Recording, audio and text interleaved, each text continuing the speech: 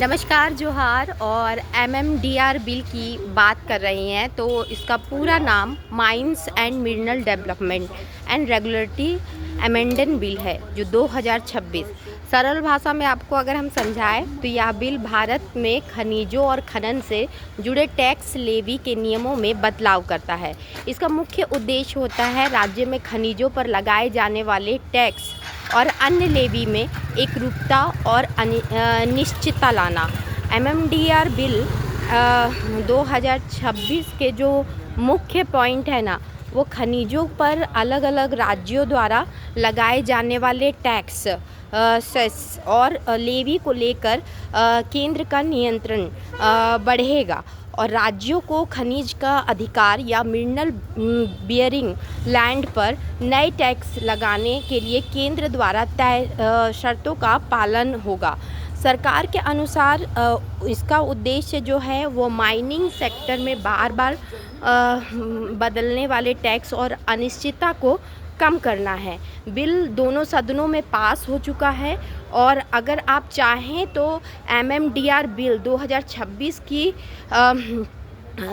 फ़ायदे और उसके नुकसान हम आपको बता सकते हैं कि एमएमडीआर बिल के फ़ायदे क्या होंगे और उसके नुकसान क्या होंगे। अगर आप इस बात को सरल तरीके से समझेंगे तो इसके फ़ायदे भी हैं और इसके नुकसान भी हैं।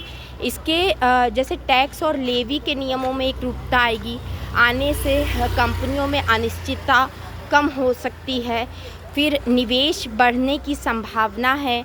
नियम स्पष्ट होने पर माइनिंग सेक्टर में निवेश को बढ़ावा मिल सकता है और खनिज उत्पादन में जो उत्पादन भी बढ़ सकता है। सरकार का उद्देश्य घरेलू खनिज उत्पादन और सप्लाई को मजबूत करना है। कानूनी विवाद जो हो सकता है कि कम हो। अलग अलग राज्यों में जो अलग अलग नियमों की वजह से पैदा होने वाली उलझनें हैं वो कम हो। ये सारा केंद्र सरकार की तरफ से है। और इसका नुकसान हम आपको बताते हैं जो राज्य सरकार सोच रही है। राज्यों की कमाई पर असर पड़ेगा। राज्यों को टैक्स लगाने का अधिकार सीमित होते हैं। उनकी जो रिवेन्यू ऑटोनॉमी है वो प्रभावित हो जाएगी। राज्यों के अधिकारों का सवाल जो है खनिज ज़मीन जैसे जुड़े मामलों में केंद्र और राज्य अधिकारों को लेकर विवाद हो सकता है। झारखंड खनिज समृद्धा जो राज्य की चिंता है वो झारखंड की अर्थव्यवस्था माइनिंग महत्वपूर्ण है, इसीलिए राज्य में राजस्व का असर बड़ा मुद्दा बन सकता है। स्थानीय लोगों को कितना लाभ मिलेगा, खनन में होने वाली कमाई का कितना हिस्सा स्थानीय समुदायों को प्रभावित करेगा, जिलों तक पहुंचेगा, ये महत्वपूर्ण सवाल है। ठीक है, कुल मिलाकर अगर हम कहें तो अगर खनिज झारखंड की ज़मीन से निकलता है तो उसके राजस्व का फैसला लेने का अधिकार झारखंड सरकार का कितना रहेगा, इस पर सवाल उठता है। और इसीलिए लगता है कि यहाँ मीटिंग का दौर चल रहा है। ये सौराय भवन है और सौराय भवन में मीटिंग का दौर चल रहा है।